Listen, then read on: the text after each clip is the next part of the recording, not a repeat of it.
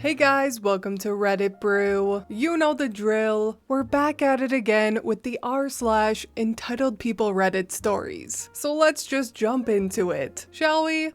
AITA, for wanting my husband to start paying more for our housing. Hi all, for reference, I am a 29-year-old female and my husband is a 30-year-old male. We've been together since I was 20 and got married when I was 26. When we moved in together when I was 25, we were splitting our rent evenly. I was making $65K and he was making $80K, and we live in a large US city. It didn't really make a huge difference in my budget versus his to split rent 50-50 for the $2,600 a month rent. However, things have changed. I got pregnant a few months after we got married, which we were so happy about and wanted. And I didn't want to not work, but I wanted to be home with our baby. So I found a full-time remote job in my field of work. The downside is, I took a cut to my salary from $65K to $50K. We continued to split rent in our apartment. My husband, between 26 and 30, has received a number of raises and has switched his job. He is now a senior business analyst, making roughly $195K a year. Since we were having a child, we were going to need a bigger apartment. We found a 3-bedroom for $4,000K per month. He still wanted to split rent evenly, despite my protests, and despite me wanting to try to find a smaller apartment for less. In the end, I sort of let myself get walked over because he's a really smooth talker, and I do love him. Anyway, flash forward 2.5 years, our rent has increased to $4,400K. My take-home pay monthly after taxes is roughly $3,600K. I am paying $2.2K monthly in rent. I am also taking care of our baby and our home, doing chores, and cooking daily. My husband works from 8 to 6, but typically doesn't get home until 7. I am burnt out. I barely have enough money per month to do things I enjoy. I feel like I'm financially struggling while my husband is living a life of luxury. Yes, he does take me out on dates and on vacations, but he doesn't seem to understand that this is not enough for me. I spoke with him 2 days ago very seriously, and when I asked about trying to split rent based on our income and pay an equal percentage of our income so that it's more fair than fully equal, his reaction stunned me. He asked me why having 1.6K extra a month wasn't enough for me. I told him I'm not saving anything. He told me I should spend less on extracurricular activities, which makes me laugh because what extracurricular activities? All I do is work, cook, clean, shop for the house, and raise our child. I told him I'm basically working 2 full-time jobs at once and I need help. He then asked me if I'm suggesting he pay me for being a mother, and that stunned me. I really had no response to that. Anyway, he told me that this is the lifestyle we agreed to when we moved in together, way back when. However, he doesn't seem to understand, or rather, does not want to understand. Now he's mad with me because he thinks I'm being selfish and has been acting cold to me these past few days. I'm getting the itch to apologize and take it back like I always do, but I really feel like I'm right here. Edit. Thank you for all the responses. I can honestly say I did not expect to get this feedback. I'm honestly overwhelmed and cannot reply to all of you, especially while I'm working, but I wanted to update some things here. I love my husband with all my heart, and it's heartbreaking for me to read these comments and realize that I am being taken advantage of. I need to figure out the best way to approach this issue and solve it before it gets too far. I want to work this out, and the fear of being alone is haunting me. Yes, I did sign a prenup that was overseen by his family attorney. My husband comes from extreme wealth, and I was young and stupid and went with it. Head over heels like my mother always said I was. As for his family, we get along great and they love me. It's very confusing because they are such incredibly generous people and they are family, but they don't know about our financial situation because my husband and I believe that our marriage is private, and I would feel like I was betraying him by telling them. I'm sorry I cannot reply to all of you, but please know that I am reading all of the comments comments and making a plan of approach with them. Edit 2. For those talking about the dates and vacations bit that he pays for, I have asked him numerous times to help lighten my financial load instead of going on these trips and dates, and he has refused. He said he can do what he wants with his money, and if he wants to take us on vacation, then that is what he will pay for. If I could afford vacation, I would pay. In fact, when we were in a more even financial situation, unmarried, no kids, I paid for almost all of our vacations and dates because I love to treat people, and I can't do that anymore. Edit 3. I also do not have bad spending habits. I worked my way out of student loan debt in 2 years after graduating. I saved $60K by the time we got married, and I have that all in my retirement, which I am thankful for because I can no longer contribute to it. This has nothing to do with how I spend. I'm actually pretty frugal when it comes to shopping, especially since I prefer to keep things cheap for my budget. Update. I sincerely apologize for taking so long to return to Reddit and write an update to this. A lot has happened since. For those who don't know, this post was originally written at the end of February of 2020. The world, therefore after, fell apart. Things were not good with me and my husband at the time of this post. I want to preface this by saying we are still together to this day, and we've welcomed a new child to the world, this time in a much healthier environment. COVID changed a lot for me, along with the intense virality of the last post. Neither my husband nor I got laid off or furloughed, and we were and are so thankful. But my husband moved to work from home. That perspective shift changed a lot for him when he saw what I had to deal with day to day. Things I could never properly communicate about how difficult it is to work while raising a child, and what I brought to the table that he could never see. Despite his newfound appreciation for me, I still found myself resenting him. It was in June that I finally proposed that we go to couples counseling, after doing my own virtual therapy sessions since March, from which I learned about why I let people step over me based on my childhood and past, and how to overcome that. To my surprise, my husband agreed, and so we've been in weekly counseling since, even to this day. It helped him get to the root of his fears and address why he has trouble trusting me financially, which had less to do with me and more to do with what he was brought up believing and had been instilled with. After coming to the point of telling him I wouldn't want to continue building a family or life with him, where he watched me struggle from luxury with the help of our amazing counselor who guided us, my husband was willing to adjust our lifestyle to be more equal. I'm not saying everything was or is magically perfect. I know people wanted an update where I left my evil husband and took my baby to start a new life, but I did marry this man for a reason. I saw the good, and past this struggle we've had to overcome, he's become the man I knew I'd married. We now have a joint bank account as well as our own on the side. We each put 2/3 of our income into the shared account and get to keep 1/3 for ourselves. I am in a new job now and making much more money than in the original post. Not that this affects the relationship, but so people know that my 1/3 is enough for me to enjoy.